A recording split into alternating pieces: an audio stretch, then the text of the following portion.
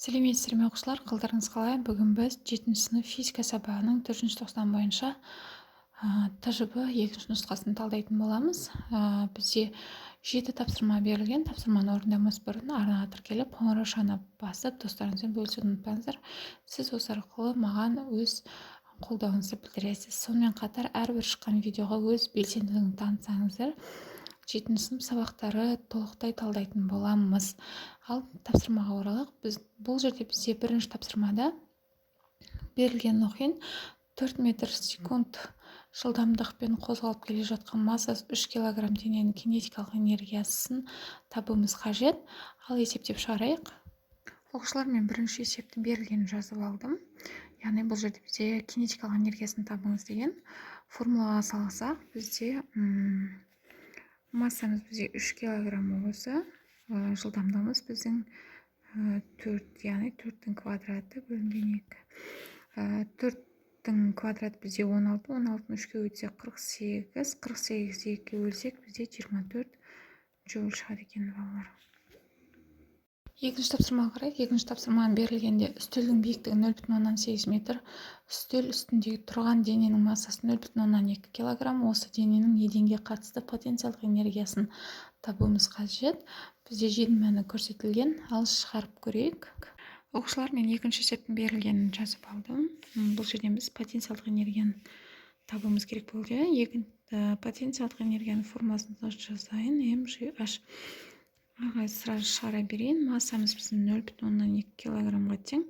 Көбейтеміз, G бізде тұрақты мән, көбейтілген, H бізде 0,8-ге тең. 0,2-ні 10-ға көбейтіп, оны 0,8-ге көбейткен кезде бізде 1,6 джоуль шығады. Үшінші тапсырманың берілгенін оқиын. Механиканың алтын ережесі дейді. Бұл жерде бізде 4 вариант берілген. А варианты күштен қанша есе ұтсақ, орын ауыстырудан сонша есе ұтамыз. В варианты күштен қанша есе ұтылсақ, орын ауыстырудан сонша есе ұтыламыз. С варианты күштен қанша есе ұтсақ, орын ауыстырудан сонша есе ұтыламыз.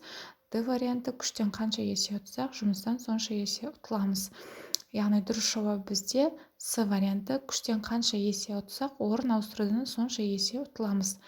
Төртінші тапсырмаға өтейік. Төртінші тапсырманың берілгенде суретте қандай жыл мезгілі бейнеленген дейді.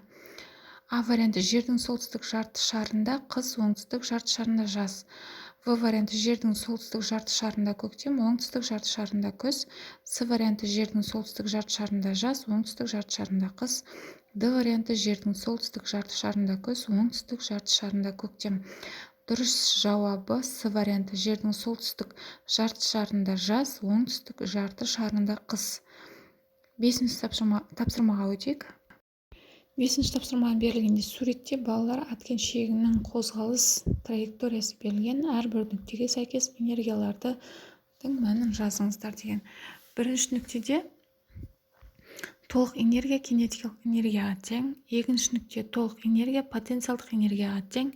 Үшінші нүктеде кинетикалық және потенциалдық энергиялар өзара тең. Төртінші нүкте толық энергия потенциалдық энергияға тең. Алтыншы тапсырманы қарастырайық. Алтыншы тапсырмаға қарасақ, суретте иіндік тепе-теңдікте тұр. Үлкен иіннің ұзындығын тап дейді. Есепті шығарайық. Оқушылар, мен берілгенін жазып алдым. Формуланы жазайын.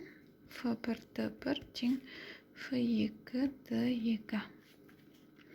Енді осы жерден бізден D2 белгісіз, D2-ні табу үшін F1 D1 F2-ге бөлеміз. Оқушылар, қарасаңыздар, негізі жауабы сантиметрмен беріліпті. Мен берілгендегідей сантиметрмен ала берем. Ал егерде сіздер метрмен алатын болсаңыздар, шыққан мәнін кейін сантиметрге айналдырсаңыздар да болады. F1-іміз бізде 50 ньютонға, көбейтеміз. D1-іміз бізде 20 сантиметрге. F2-іміз біздің 25 ньютонға тең. 50-ді 20-ға көбейтіп, оны 25-ге бөлетін болсақ, бізде 40 сантиметр шығады екен балалар. Міне жауабы шықты. Жетінші тапсырманы қарасаңыздар, суретте жұмысшы пәк 80% қондырғының көмегімен жүкті көтеруде дейді. Бұл жерде бізде бірінші блоктың түрі және қолданылуы дейді. Бірінші блоктың түрі бұл жылжымайтын блок, яғни күштен ұтпайды, күштің бағытын өзгертеді. Екінші біздегі блок бұл жылжымалы блок, яғни күштен 2 есе ұтыс береді. Жүкті көтеру үшін жұмысшыға берілген күшті және пайдалы жұмысшының атқаратын толық жұмысын табамыз. Есеп шығарайық. Шылармен берілгенін жазып алдым. Енді ауырлық күшінің формуласын жазып, эффектін тауып алатын боламыз. Массамыз бізде 80 килограммға тең, көбейтеміз. G-міз біздің 10 ньютон килограммға, яғни 80 10-ға көбейтсек 800 ньютон шығады. Енді осы жерден біз жаңа өзіміз айтқанда F1 табу үшін 2 есе 30 береді қой, яғни F2-ні 2-ге бөлеміз. Сонда 800 ньютонды 2-ге бөлсек бізде 400 ньютон шығады екен. Енді пайдалы жұмысты табамыз. Пайдалы жұмысымыз біздің mgh-ға тең. Енді осы жерде массаның орнына біз 80 килограммға тең, G-міз 10-ға, H-мыз бізде 8-ге, 80-ді 10-ға көбейтіп, 8-ге көбейтетін болсақ, 6400 джоулға тең болады. Енді толық жұмысты табамыз. Толық жұмысты табу үшін формуланы жазамыз. Пайдалы жұмыстың толық жұмысқа бөлінісін көбейтеміз 100%-ға. Осы жерден толық жұмысты табатын болсақ, толық жұмысымыз пайдалы жұмысты 100%-ке көбейтеміз, пәкке бөлеміз. Біздің пәкіміз берілгенде 80% берілген.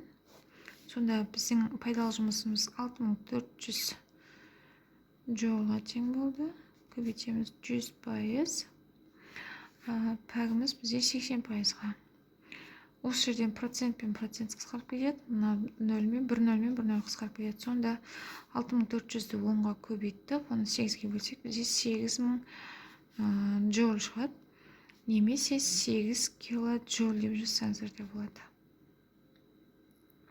Міне оқушылар тәжірибені талдап аяқтады. Қарнаға тіркеліп, қоңыраушаны басып, достарыңызбен бөлісіп, пікір қалдыруды ұмытпаңыздар. Тәжірибеден сіздерге жақсы нәтиже көрсетулеріңізге тілектеспін. Келесі сабақта кездескенше сау сәлеметте болыңыздар.